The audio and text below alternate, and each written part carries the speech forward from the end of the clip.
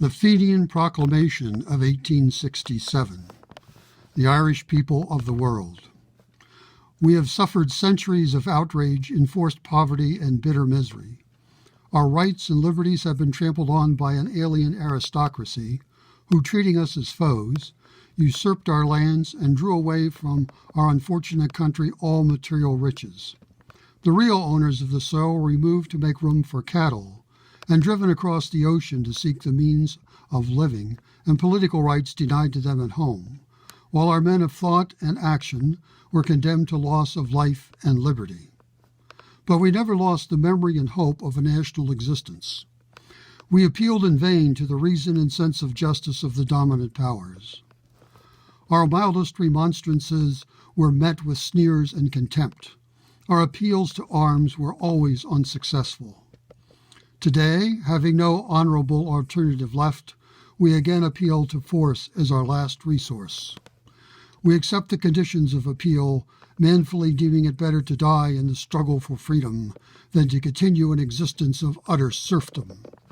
All men are born with equal rights, and in associating to protect one another and share public burdens, justice demands that such associations should rest upon a basis which maintains equality instead of destroying it. We therefore declare that, unable longer to endure the curse of monarchical government, we aim at founding a republic based on universal suffrage, which shall secure to all the intrinsic value of their labor.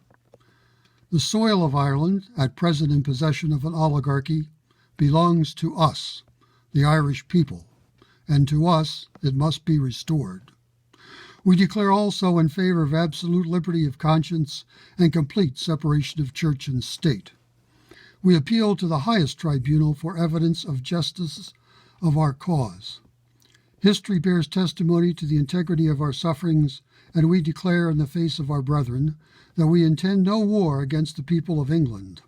Our wars against the aristocratic locus, whether English or Irish, who have eaten the verdure of our fields, and against the aristocratic leeches who drain alike our fields and theirs. Republicans of the entire world, our cause is your cause.